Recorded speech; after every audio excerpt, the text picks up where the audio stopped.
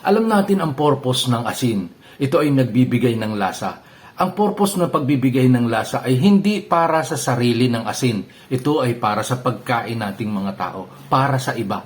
Ang purpose ng asin ay hindi para sa kanyang sarili, kundi para sa iba.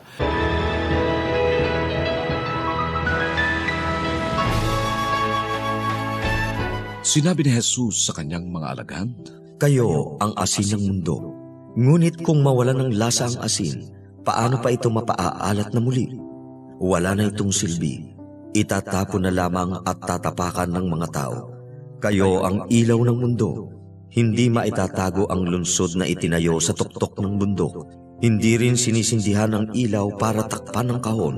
Sa halip ay inilalagay ito sa isang lampara at tumatanglaw sa lahat ng nasa bahay. Gayon din naman ang inyong liwanag sa paningin ng mga tao, at makikita nila ang inyong mabubuting gawa, at pupurihin nila ang inyong amang nasa langit.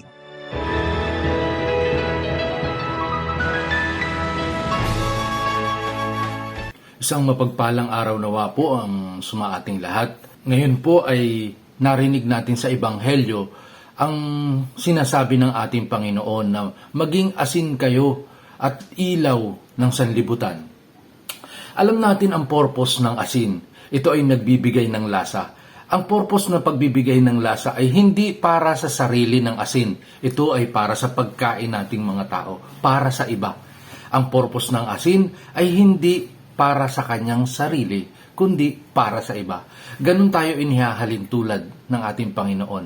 Ang purpose natin ay malaman natin kung para saan ba talaga tayo at magsilbi sa iba. At maging ilaw, walang naglalagay ng ilaw sa isang lalagyan at tatakluban ng takalan. Kundi ito ay inilalagay sa isang bahagi na nakikita upang tumanglaw. Ang liwanag ng ilaw ay upang tumanglaw sa iba. So ang purpose din ng ilaw ay paglilingkod para sa iba. Katulad ng ating sarili, inihahalin tulad din tayo sa ilaw. Kung para malaman natin na tayo ay para sa iba. Find our purpose, sabi nga.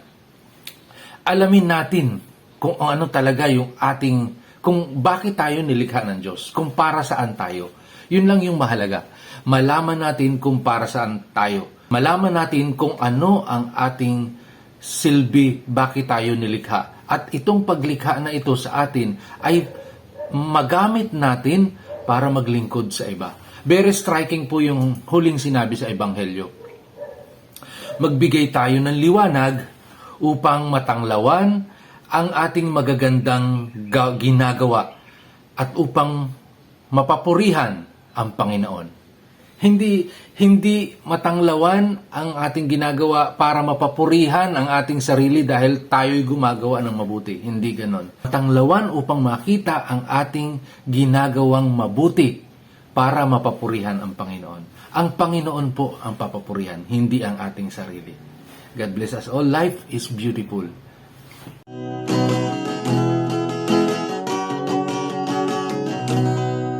Matagal na rin itong panahon, walang sagot sa aking mga tanong. Isip ko'y lito't gulong-gulong, di malaman kung paano. Di ko alam sa akin mayroong isang nagmamahal.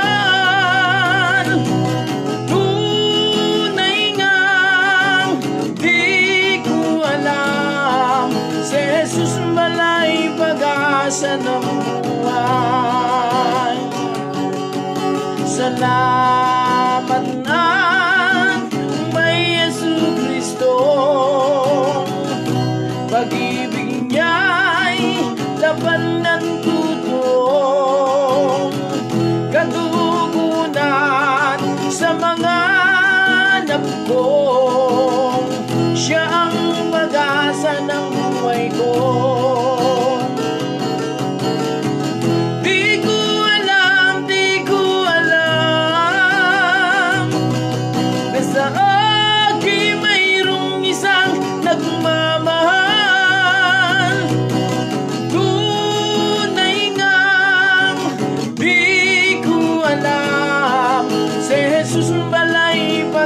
pag-asa ng buhay. Ako ay may mga kaibigan, ligayang anak sa kanila'y kulang.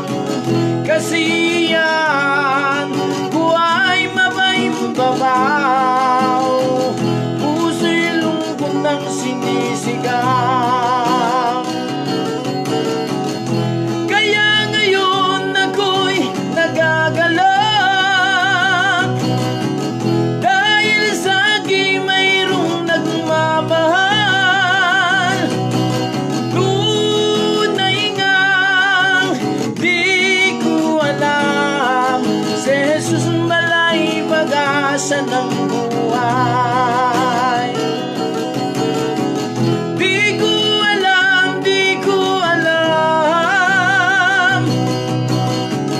na sa akin mayroong isang nagmamahal. Tunay ngang di ko alam, si Jesus malay pag-asa ng